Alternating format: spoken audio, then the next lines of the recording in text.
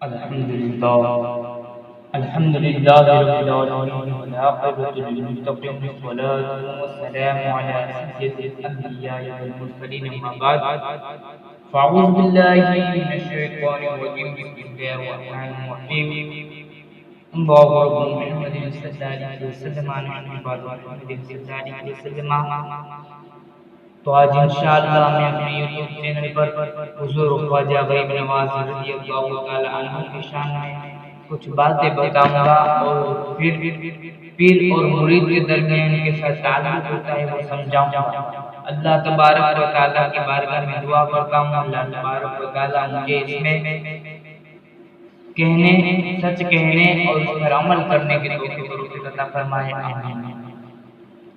ایک مرتبہ حضور خواجہ غریب نواز جب ہندوستان میں نئے آئے تھے تو آپ نے ایک جھوپڑی میں رہتے تھے. تو ایک مرتبہ ایک لڑکا وہاں سے گزرا عصر و مغرب کے مابین. اس نے دیکھا کہ میرے خواجہ غریب نواز ضرور ہے. تب وہ مسلمان نہیں ہوا تھا. اب وہ اس دن دیکھ کر چلا گیا. کچھ دن اس طرح آتا رہا جاتا رہا دیکھتا رہا کہ میرے خواجہ غریب نواز ضرور ہے. مسلمانوں کے بابا رو رہے ہیں. اب اس نے دیکھا اور ایک دن فوراً اپنی والدہ کے پاس جا کے کہتا ہے کہ ماں بتاؤ آپ مسلمانوں کے بابا کیوں روتے ہیں؟ مسلمانوں کے بابا کیوں روتے ہیں؟ اس نے کہا بیٹا میں انہیں جانتی نہیں، مجھے پتا نہیں ہے کہ وہ کیوں روتے ہیں. وہ کیوں روتے ہیں مجھے پتا نہیں. اب وہ لڑکا واپس اس کی والدہ نے کہا کہ جاؤ اپنی بابا سے پوچھ لو کیوں روتے ہیں. اب وہ لڑکا اپنی والدہ کے کہنے کے مطابق حضور خواجہ غریب نواز کی بارگاہ میں حاضر ہوتا ہے اور عرض کرتا ہے مسلمانوں کے بابا بتائیں آخر آپ روتے کیوں ہیں؟ میں جب بھی یہاں سے عصر و مغرب کے مابین نکلتا ہوں آپ روتے ہیں. اس نے کہا میرے خواجہ غریب نواز نے کہا کیا تو رونے کا سبب پوچھتا ہے؟ اس نے کہا ہاں میں رونے کا سبب پوچھتا ہوں. تو میرے خواجہ نے کہا سن لے بیٹا میں ایک مدت تک اپنے پیر کے ساتھ رہا ہوں، اپنے پیر کے ساتھ اپنی زندگی بتائی ہے، ان کی غلامی کی ہے، ان کے کام کیے ہیں، ان کے ساتھ زندگی بسر کی ہے. بس مجھے وہی چیز یاد آتی ہے. میں ایک مدت تک اپنے پیر کے ساتھ رہا ہوں. وہ کہنے لگا وہ لڑکا کہنے لگا میں نے تو ابھی تک یہی سنا تھا کہ لوگوں کو جب درد ہوتا ہے لوگ جب تکلیف میں ہوتے ہیں تو روتے ہیں. یہ مجھے نہیں پتا تھا کہ لوگ محبت میں بھی روتے ہیں، پیر کی جدائی میں بھی روتے ہیں. اے خواجہ غریب نواز اے مسلمانوں کے بابا اگر ایسی بات ہے تو میں بھی رونا چاہتا ہوں، میں بھی پیر کی جدائی میں رونا چاہتا ہوں. میرے خواجہ غریب نواز نے کہا اگر تو پیر کی جدائی میں رونا چاہتا ہے محبت میں رونا چاہتا ہے تو سن لے تجھے دو شرطیں قبول کرنی ہوگی. اس نے کہا کون سی شرط ہے؟ میرے خواجہ نے ارشاد فرمایا ایک تو تم مسلمان ہو جا دوسرا میرا مرید. اب وہ لڑکا جاتا ہے والدہ کے پاس، والدہ سے کہتا ہے ماں مجھے مسلمان ہونا ہے، مجھے میرے خواجہ غریب نواز کا مرید ہونا ہے. اس کی والدہ اس کو جانتی تھی کہ یہ لڑکا بہت ضدی ہے. اس کی والدہ نے کہا جاؤ بیٹا تم ضدی ہو، جو تم کرنا چاہتے ہو کر لیتے ہو کر لو. اب وہ جاتا ہے میرے خواجہ کی بارگاہ میں حاضر ہوتا ہے اور عرض کرتا ہے مسلمانوں کے بابا اب مجھے بھی اپنا بابا اب مجھے بھی اسلام میں داخل کیجیے اور مجھے اور میرے بھی بابا بن جائیے، میرے بھی پیر بن جائیے. اب حضور خواجہ غریب نواز نے اسے مرید بنایا، اسلام قبول کروایا اور کہا کہ اب میرے ساتھ. اب وہ صبح آپ کے ساتھ کرتا تھا، دوپہر آپ کے ساتھ کرتا تھا، کھانا آپ کے ساتھ کرتا تھا، عبادت آپ کے ساتھ کرتا تھا. ایک مدت تک وہ میرے خواجہ غریب نواز کے ساتھ رہا. اب ایک مدت کے بعد میرے خواجہ غریب نواز رضی اللہ تعالی عنہ نے ارشاد فرمایا اے بیٹے کیا تجھے 3 دن کی چھٹی؟ وہ لڑکا کہتا ہے کوئی بات نہیں، نو پرابلم، 3 دن کی چھٹی ہے، 3 دن کے بعد واپس آنا ہے. اب وہ لڑکا 3 دن کے لیے اپنے ماں کے پاس چلا جاتا ہے. والدہ کے پاس جا کر کہتا ہے ماں مجھے 3 دن کی چھٹی ہے، 3 دن میں اپنے گھر پر رہوں گا. جب دوپہر کو اس کی والدہ نے کھانا پیش کیا لڑکا کہتا ہے ماں من نہیں ہے، کھانے کا من نہیں ہے، مجھے کھانا اچھا نہیں لگتا، مجھے دل میں کچھ کمی سی محسوس ہو رہی ہے. اب رات کا وقت آیا، رات کو کھانے کا وقت آیا، اس کی والدہ نے پھر سے کھانا پیش کیا۔ والدہ کو کہا نہیں ماں، کھانے میں دل ہی نہیں لگ رہا، میرے دل پہ کچھ کمی سی محسوس ہو رہی ہے، مجھے ایسا لگ رہا ہے کہ میں کچھ بھول رہا، میرے دل میں کچھ ایسی کمی ہو رہی ہے کہ جو روزانہ میرے ساتھ ہوا کرتی تھی اور آج نہیں ہے۔ اب وہ شام کے وقت میں بھی کھایا نہیں، اور جب سحری کا وقت آیا تو اب وہ رونے لگا، زاروں قطار رونے لگا۔ اس کی والدہ آتی ہے اور کہتی ہے بیٹا آخر بات کیا ہے، تو نے کھانا بھی نہیں کھایا، رو بھی رہا ہے، تجھے کون سی کمی محسوس ہو رہی ہے، تجھے آخر ہوا کیا ہے؟ اس کی والدہ سے کہہ دیا جاؤ ماں میرے مرشد کو کہہ دو کہ اب مجھے بلائے، اب جدائی برداشت نہیں ہوتی، میرے خواجہ غریب نواز میرے بابا کو کہہ دو کہ مجھے بلائے۔ اب وہ والدہ اس کے لڑکے کے رونے کو دیکھ کر جاتی ہے اور خواجہ غریب نواز کی بارگاہ میں عرض گزار ہوتی ہے، اے مسلمانوں کے بابا، میں یہ تو نہیں جانتی کہ میرے لڑکے اور آپ کے درمیان کون سا تعلق ہے، آپ نے اسے کون سا پیالہ پلایا ہے، لیکن میں اتنا جانتی ہوں کہ میرا بیٹا آپ کی جدائی میں رات ہزاروں قطار رو رہا ہے، میرا بیٹا آپ کی جدائی میں رو رہا ہے۔ میرے خواجہ نے کہا اب نہیں، ابھی نہیں، ابھی وقت نہیں آیا، ابھی 2 دن کی دیر ہے۔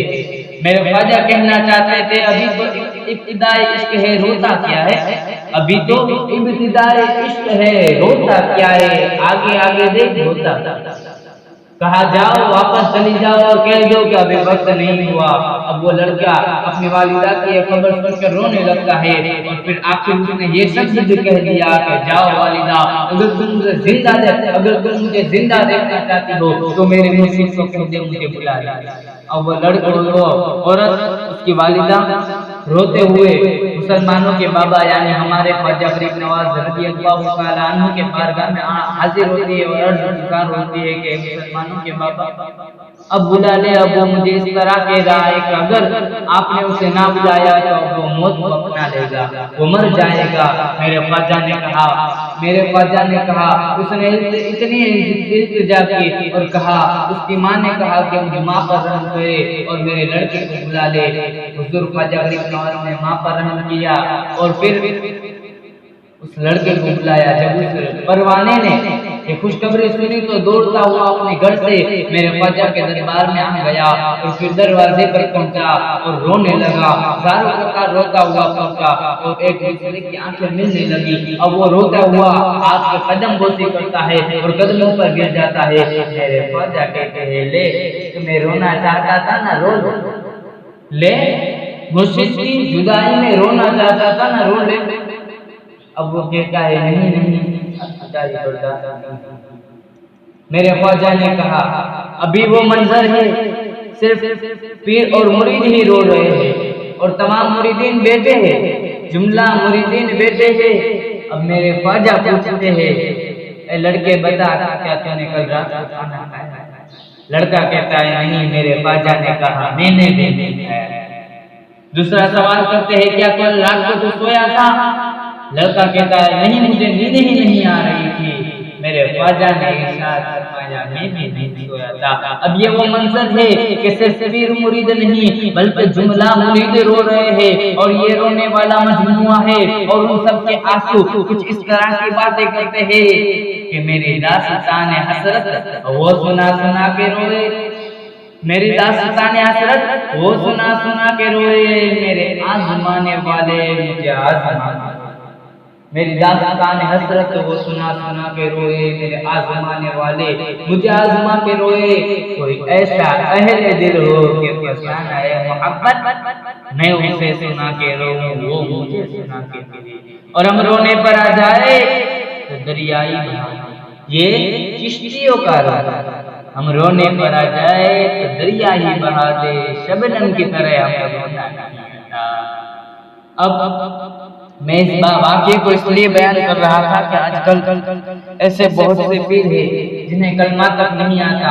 ہم آج تک بہت سے ویڈیوز دیکھتے آئے جو وائرل ہوئے ہیں پیروں کے بارے میں، جو اپنے ہاتھوں میں انگوٹھیاں پہن لیتے ہیں اور گلے میں تسبیح ڈال کر مرید بناتے ہیں. خاص کر وہ عورتوں کو زیادہ دھیان دیتے ہیں. اللہ اکبر، مسلمانوں سنبھل جاؤ، دیکھ لو کون ہمارا ہے کون ہمارا دشمن ہے. میرے خواجہ کے نقش قدم پر چلنے والا ہے، میرے حضور غوث اعظم کے نقش قدم پر چلنے والا ہے. میرے حضور صلی اللہ علیہ وسلم کے نقش قدم پر اگر چلنے والا مل جائے تو بس اسی سے بیعت کر لو. اگر تمہیں بیعت کرنی ہے تو میرے حضور صلی اللہ علیہ وسلم کی پیروی کرنے والے سے کرو، نہ کہ ان لوگوں سے جنہیں کلمہ تک نہیں آتا، جنہیں کلمہ تک نہیں آتا. اور اگر تمہیں مرید ہی بننا ہے تو اسے جانچو، اس میں دھیان رکھو کہ وہ کیا کرتا ہے، شریعت کا پابند ہے یا نہیں. اور مسلمانوں سن لو، پیر کے لیے بھی بہت سی شرطیں ہیں. اس میں اسلام نے پیروں کے لیے بھی شرطیں رکھی ہے. اس شرط کو جان لو اور پھر اس سے محبت کرو، اسی سے بیعت لو، تاکہ کل قیامت کے دن وہ تمہیں ساتھ ساتھ جہنم میں نہیں بلکہ جنت میں لے جائے. تو مسلمانوں پہچانو اپنا کون ہے اور پرایا کون ہے. تو میں اپنی تقریر سے یہی سیکھ دینا چاہتا ہوں کہ جو آج کل جو پیر بنے بیٹھے ہیں ان سے بیعت نہ لو، بلکہ یہ دیکھو میری مصطفیٰ کی پیروی کرتا ہے یا نہیں. تو اللہ تبارک و تعالیٰ کی بارگاہ میں دعا کرتا ہوں اللہ تبارک و تعالیٰ ہمیں ہمارے پیر کے نقش قدم پر چلنے کی توفیق اور توفیق عطا فرمائے. وآخر دعوانا الحمدللہ رب العالمین. میرے کہنے میں اور سننے میں اگر کوئی غلطی ہو تو اللہ تبارک و تعالیٰ معاف فرمائے. استغفر اللہ ربی من کل ذنب وخطیئۃ واتوب الیہ. ارادے لاکھ بنتے ہیں بن کر ٹوٹ جاتے ہیں، ارادے لاکھ بنتے ہیں بن کر ٹوٹ جاتے ہیں، وہیں اجمیر جاتے ہیں. واہ